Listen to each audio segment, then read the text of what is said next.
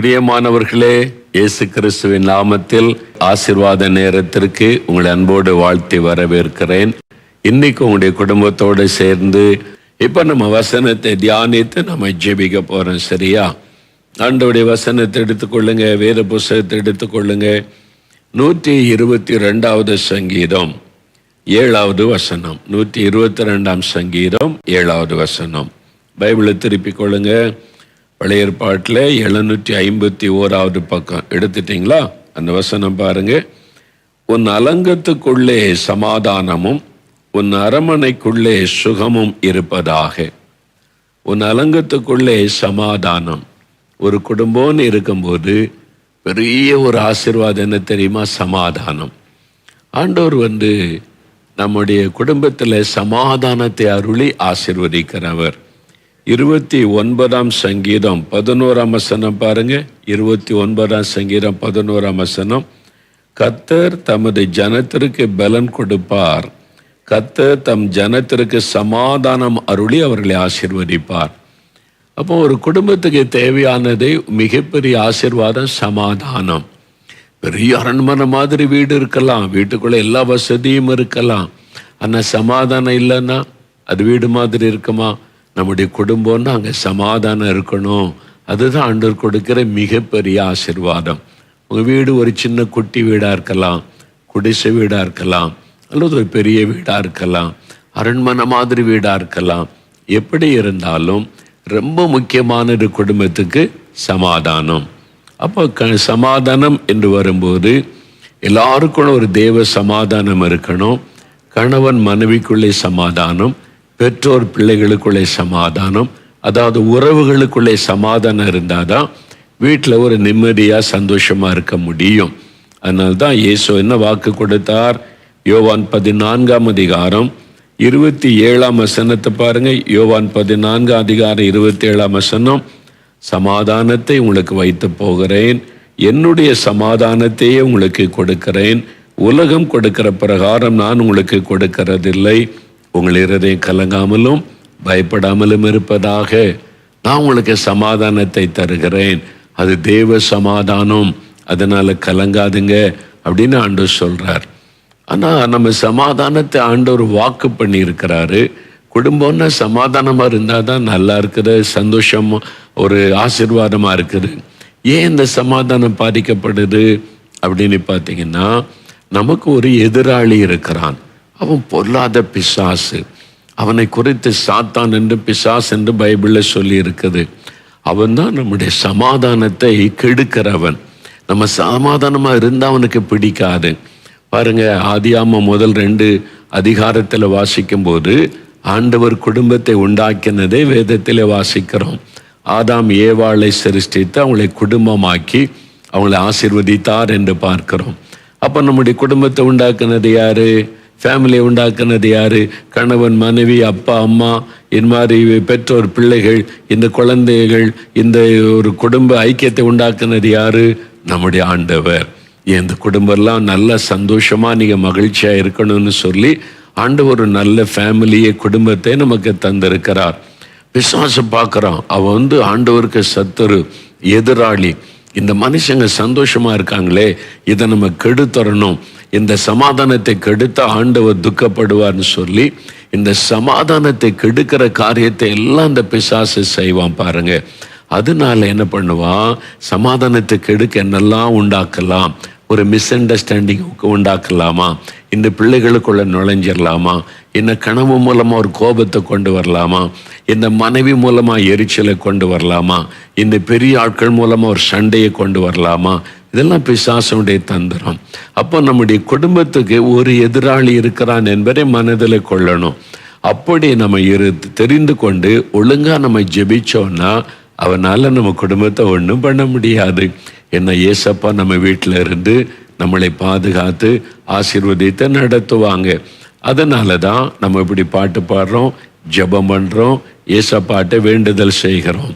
அப்போ இன்றைக்கு ஆண்டவரே, எங்கள் குடும்பத்தில் சமாதானம் எப்பவும் நிலைச்சிருக்கணும். இப்போ இன்னும் யாருக்குள்ளேயாவது உரசல்கள் இருந்து சமாதானம் பாதிக்கப்பட்டிருந்தா இன்றைக்கு அந்த சமாதானத்தை அருளி செய்யுங்க. நீங்கள் எங்களுக்கு வாக்கு கொடுத்துருக்கிறீங்க, உங்கள் அலங்கத்துக்குள்ளே சமாதானம் உண்டாயிருக்குன்னு சொல்லி அந்த சமாதானம் எங்கள் வீட்டில் இருக்கணும் அப்படின்னு நம்ம ஜெபிக்க போகிறோம். சரியா? இந்த சமாதானம் வரணுமானா எல்லாரும் ரட்சிக்கப்பட்டு இருக்கணும். யாராவது ஒருத்தர் ரட்சிக்கப்படலன்னு வைங்களேன், அதனால தான் சமாதானம் ரொம்ப பாதிக்கப்படும். சில வீட்டில் கணவர் ரட்சிக்கப்பட்டிருப்பாங்க, சில வீட்டில் மனைவி ரட்சிக்கப்பட்டிருப்பாங்க, சில வீட்டில் பெற்றோர் ரட்சிக்கப்பட்டிருப்பாங்க, சில வீட்டில் பிள்ளைகள் ரட்சிக்கப்பட்டிருப்பாங்க. யாராவது ஒருத்தர் ரட்சிக்கப்படாமல் இருந்தால் அவங்க மூலமாக பிசாசு நுழைஞ்சி சமாதானத்தை கெடுத்துருவான். அப்போ எல்லாரும் ரட்சிக்கப்பட்டு எல்லாரும் தேவ சமாதானத்தை உள்ளத்தில் பெற்றுக்கொண்டா குடும்பத்தில் சமாதானம் இருக்கும். ஆமாம், இன்னும் எங்கள் வீட்டில் எங்கள் அப்பா ரட்சிக்கப்படல, எங்கள் அண்ணன் ரட்சிக்கப்படல, அல்லது எங்கள் அக்கா ரட்சிக்கப்படல, அதனால் இந்த மாதிரி தப்பாக பண்ணுறாங்க, அதனால் சண்டை வருது, கோபம் வருது, அப்பப்போ வீட்டுக்குள்ள பிரச்சனை வருதுன்னு நினைக்கிறீங்களா? அவங்களும் ரட்சிக்கப்பட நம்ம ஜெபிக்கணும். பாருங்களேன், அப்போஸ்தலர் நடபடிகள் 16ஆம் அதிகாரம் 31ஆம் வசனத்தில் ஆண்டவர் என்ன சொல்லியிருக்கிறார் பாருங்க. ஆண்டவருடைய வார்த்தை சொல்லுகிறது, கர்த்தராகிய இயேசு கிறிஸ்துவை விசுவாசி, அப்பொழுது நீயும் உன் வீட்டாரும் ரட்சிக்கப்படுவீர்கள். ஆண்டவர் வாக்கு கொடுத்திருக்கிறார்ல, கர்த்தராகிய இயேசு கிறிஸ்துவை விசுவாசித்தா நீங்க மாத்திரம் இல்லை, உடைய குடும்பமே ரட்சிக்கப்படும். அது வாக்கு தத்தம். இந்த அப்போஸ்தலர் 16:31 இதை வைத்து நம்ம ஜெபிக்கணும். நீங்கள் வாக்கு கொடுத்துருக்கிறீங்க, எங்கள் குடும்பத்தில் இருக்கிற எல்லாரும் ரட்சிக்கப்படணும், எல்லாரும் உடைய பிள்ளைகளாக மாறி சாட்சியாக நாங்கள் இருக்கணும், எங்கள் வீட்டில் ஒருத்தர் கூட ரட்சிக்கப்படாமல் இருக்கக்கூடாது. அப்படி நம்ம ஜெபிக்கணும். சரியா? உண்மையாக அப்படி ஜெபிக்கும் போது ஆண்டவர் ரட்சித்துருவார். பாருங்களேன், எனக்கு தெரிஞ்ச ஒரு குடும்பம், அவங்க அந்த ஐயா நல்ல பிஸ்னஸ் மேன். அவர் நல்ல பிஸ்னஸ் பண்ணி நல்லா சம்பாதிக்கக்கூடியவர். அவருக்கு திருமணம் ஆயிற்று, மனைவி வந்தாங்க, அவங்க ரட்சிக்கப்பட்டிருந்தாங்க. அவங்க நல்ல தினம் காலையில் எழுப்பி பைபிள் வாசிப்பாங்க, ஜெபிப்பாங்க, ரட்சிக்கப்பட்டிருந்தாங்க. இவங்களும் பக்தி உள்ள ஐயா தான். அதனால் காலையில் எழுப்பி பைபிள் வாசிப்பாங்க, ஒரு சிறு குட்டி ஜெபம் பண்ணுவாங்க, ஞாயிற்றுக்கிழமை சர்ச்சுக்கெல்லாம் போவாங்க, பக்தியாக இருந்தாங்க. ஆனால் இந்த ஐயாவுக்கு ஒரு பழக்கம் என்னென்னா, ஞாயிற்றுக்கிழமை கடைலாம் லீவு இல்லை, பிஸ்னஸ் லீவு, கடைலாம் மூடி இருக்கும். காலையில் சர்ச்சுக்கு போவாங்க, சாயங்காலம் ஆகிட்ட ஞாயிற்றுக்கிழமை சாயங்காலம் ஒரு 4-5 ஃப்ரெண்ட்ஸை கூட்டிகிட்டு வருவார். அவருக்கு ஃப்ரெண்ட்ஸ் இருந்தாங்க பிஸ்னஸில். ஒரு 4-5 பேர் வருவாங்க, எல்லாரும் இவர் வீட்டுக்கு வந்துடுவாங்க. ராத்திரி ஆனால் ஞாயிற்றுக்கிழமை ராத்திரி வந்துடுவாங்க. வந்துட்டா என்ன பார்ட்டி, என்ன பார்ட்டி, எல்லாம் பாட்டில் கொண்டு வாங்கிட்டு வந்துடுவாங்க. மதுபான பாட்டில் வாங்கிட்டு 4-5 பேர் உட்காந்து ஜாலியாக பேசி குடித்து பேசிக்கிட்டு இருப்பாங்க. அதான் அவனுடைய பழக்கம். அவர் குடிச்சிட்டு போய் வெளியெல்லாம் கலாட்டா பண்ண மாட்டார். அவர் குடிக்கிறது வெளியே நிறைய பேர் தெரியவே தெரியாது. வீட்டுக்குள்ளே குடிப்பார், வாரத்தில் ஒரு நாள் மாத்திரம். அவருடைய மனைவிக்கு ஒரு பெரிய அதிர்ச்சி, என்ன இந்த பக்கம் இவ்வளோ பக்தியாக இருக்கிறாங்க, இந்த பக்கம் மதுபானெல்லாம் குடிக்கிறாங்களேன்னு சொல்லி. ஆனால் அவர் சொல்லுவார், என் ஃப்ரெண்ட்ஸ் எல்லாம் வந்திருக்காங்க, வாரத்தில் ஒரு நாள் தான் நாங்கள் இது மாதிரி சந்தோஷமாக குடிப்போம், நீ போய் எனக்கு கொஞ்சம் இந்த மட்டன் இதெல்லாம் வறுத்து ரெடி பண்ணி கொண்டு வான்னு சொல்லி எல்லாம் வாங்கி கொண்டு கொடுத்துருவார். உடனே இவங்க பாருங்க, அவங்க குடிக்கிறது ஆண்டவருக்கு பிரியமில்லாதது, அதுவும் வீட்டில் குடிக்கிறது இன்னும் தேவனை துக்கப்படுத்தக்கூடியது. இந்த சகோதரி ரட்சிக்கப்பட்டிருக்கிறாங்க, கணவர் ஃப்ரெண்ட்ஸோடு வந்திருக்கிறாரு. இப்போ என்ன பண்ணுறது, இந்த வீட்டுக்குள்ளே குடிக்கலாம் கூடாது, மதுபானெல்லாம் கூட, எல்லாம் வெளியே போங்க அப்படின்னு சண்டை போடலாமா? சண்டை போட்டால் குடும்ப சமாதானம் பாதிக்கப்படும்ல.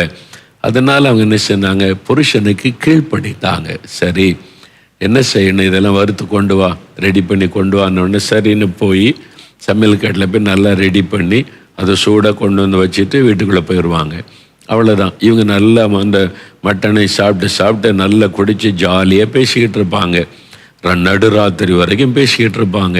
அதுக்கப்புறம் ஒவ்வொருத்தராக வீட்டுக்கு போயிடுவாங்க. இது வாரந்தோறும் நடக்கிற விஷயம். இந்த சகோதரி எல்லாம் செஞ்சு வச்சுட்டு ரூமுக்குள்ளே போயிடுவாங்க.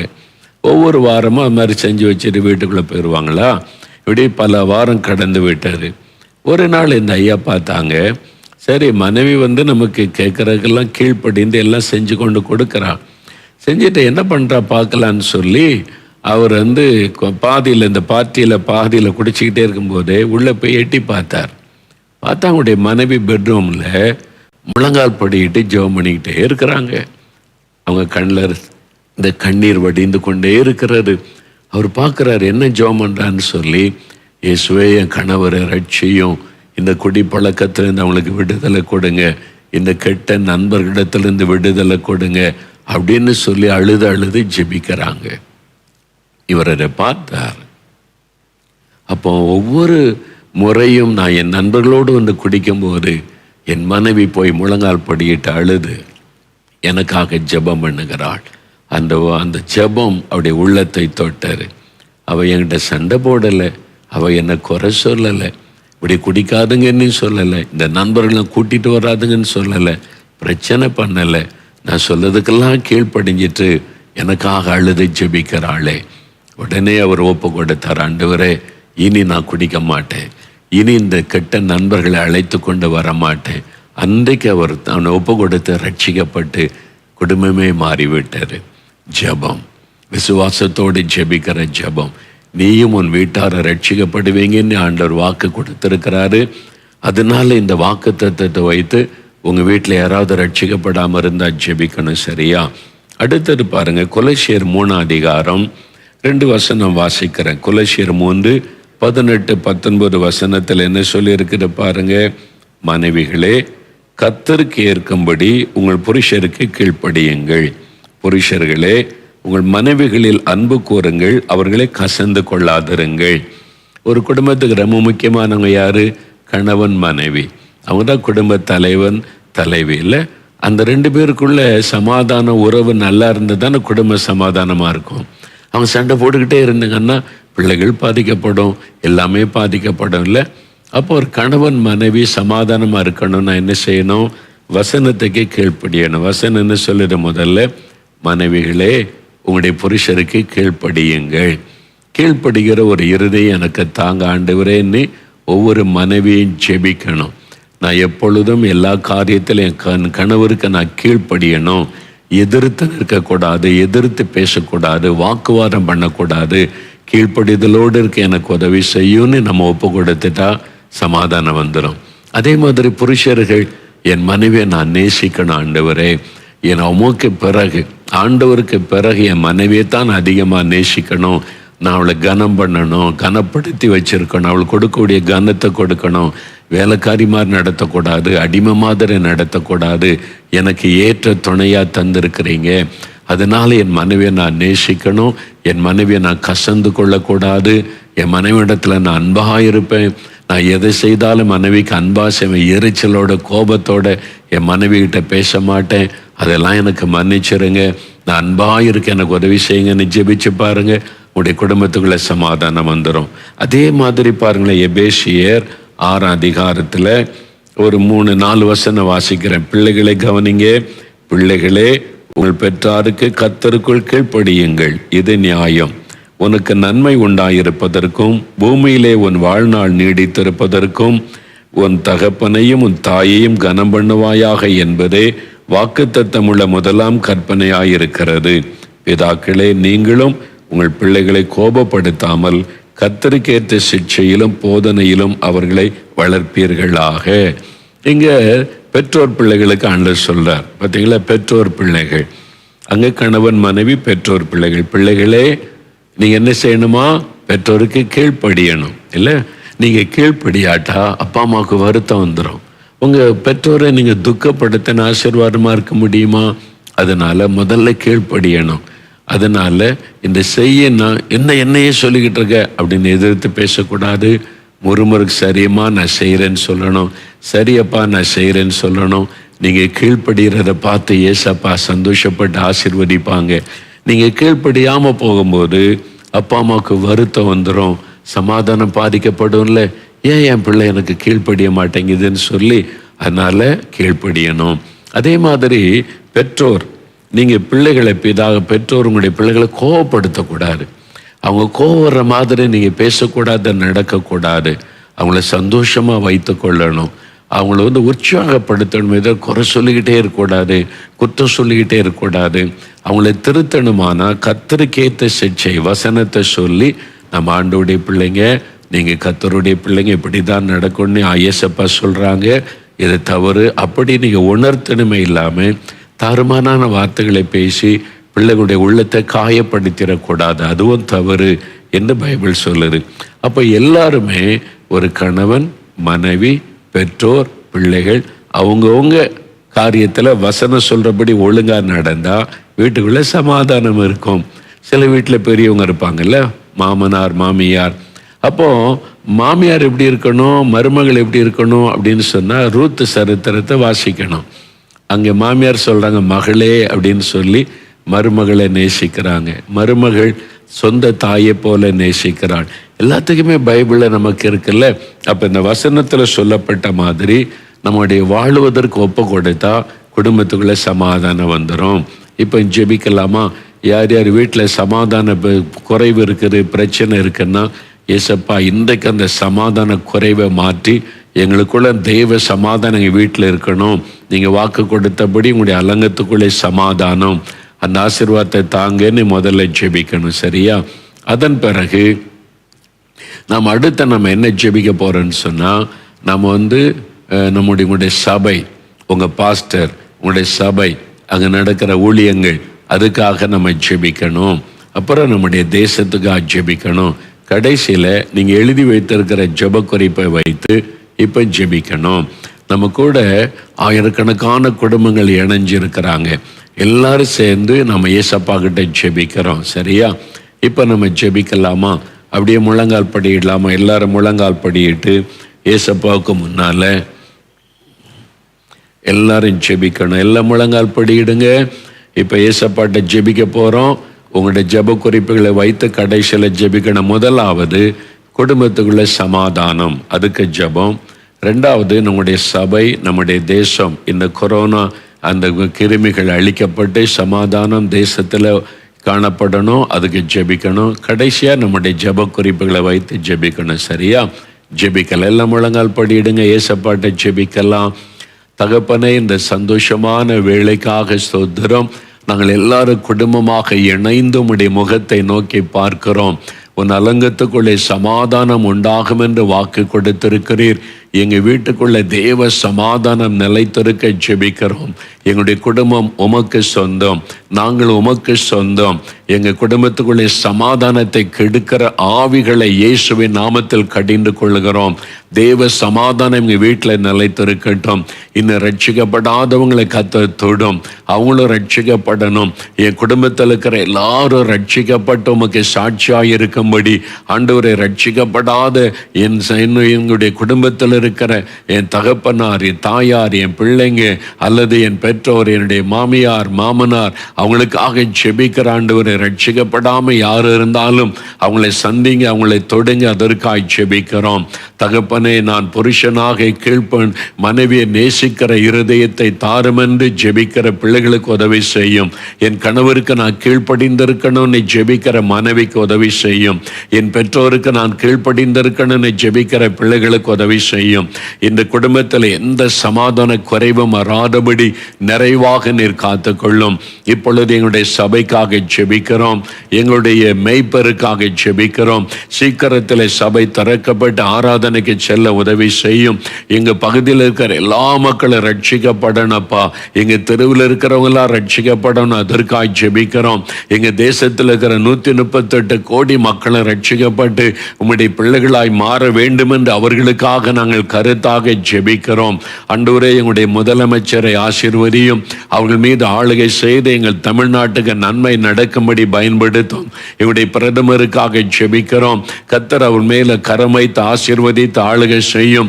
எங்கள் நாட்டில் நன்மையும் ஆசீர்வாதம் உண்டாயிருக்கும்படி கர்த்தர் அவளை பயன்படுத்தும். அவளை ஆசீர்வதித்து நாங்கள் ஜெபிக்கிறோம். இப்பொழுதும் தகப்பனை, எங்கள் காரியங்களை உம்முடைய கரத்தில் ஒப்பு கொடுக்கிறோம். ஆண்டவரே, எங்களுக்கு இந்த தேவை இருப்பதை நீர் அறிந்திருக்கிறீர். அதற்காக இயேசுவின் நாமத்தில் இந்த ஜெப குறிப்பை வைத்து ஜெபிக்கிறோம்.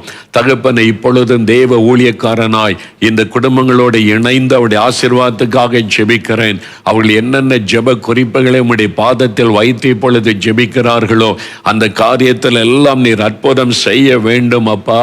கடன் பிரச்சனைகள் மாறும்படி அற்புதம் செய்யும். வருமானத்திற்கு வழி உண்டாக்குவதற்கு அற்புதங்களை செய்தருளும். ஆண்டவரே, குடும்பத்தில் ஒரு பெரிய சந்தோஷம், மகிழ்ச்சி உண்டாயிருக்கும்படி கர்த்தர் ஆசீர்வதியும். ஆண்டவரே, வியாதி பலவீனங்கள் எல்லாம் எல்லாம் குடும்பத்தை விட்டு விலகும்படிக்கு ஆசீர்வதியும். தடைப்பட்டிருக்கிற காரியங்களை கர்த்தர் வாய்க்க பண்ணும். ஆண்டவரே, இன்றைக்கு எங்க குடும்பத்தில் இந்த ஆசீர்வாதம் வேண்டும், இந்த அற்புதம் நடக்க வேண்டும் என்று யார் யார் என்னென்ன காரியத்திற்கு ஜெபிக்க கேட்டுக்கொண்டிருக்கிறார்களோ, ஜெப குறிப்புகளை எழுதி வைத்திருக்கிறார்களோ, அந்த காரியத்தில் எல்லாம் இயேசுவின் நாமத்தில் அற்புதம் நடக்கட்டும். இயேசுவின் நாமத்தில் அற்புதமான மாற்றத்தை காணட்டும். எங்களுடைய ஜெபத்தை கேட்டீர், அற்புதங்களை காண செய்கிறீர். நன்றி. இயேசு கிறிஸ்துவின் நாமத்தில் இந்த குடும்பத்தில் சமாதானமும் பாதுகாப்பும் ஆசீர்வாதமும் உண்டாயிருக்கட்டும். இயேசு கிறிஸ்துவின் நாமத்தில் ஜெபிக்கிறோம் பிதாவே. ஆமேன், ஆமேன். என் ஆத்துமாவே கர்த்தரை சோஸ்திரி, என் முழு உள்ளமே அவருடைய பரிசுத்தமுள்ள நாமத்தை சோஸ்திரி. என் ஆத்துமாவே கர்த்தரை சோஸ்திரி, அவர் செய்த சகல உபகாரங்களை மறவாதே. ஆமேன், ஆமேன். பிரியமானவர்களே, நீங்க உங்க குடும்பத்தோடு இணைந்து ஜெபிக்க ஆண்டவர் உதவி செய்கிறார். நாளை தினத்திலும் நாம் கூடி ஜெபிக்க போகிறோம். நீங்க எழுதி வைத்த ஜெப குறிப்பை டெய்லி கொண்டு வரணும். டெய்லி வைத்து ஜெபிப்போம். ஆண்டவர் அற்புதம் செய்திருவார். சரியா? நம்ம சேர்ந்து ஜெபிக்கும் போது நீங்க உங்களுடைய குடும்பங்களில் தேசத்துக்காக இணைந்து ஜெபிக்க விரும்பினா எங்களோட தொடர்பு கொள்ளுங்க. கர்த்தருடைய ஆசீர்வாதம் உங்களோடு இருப்பதாக. ஆமேன்.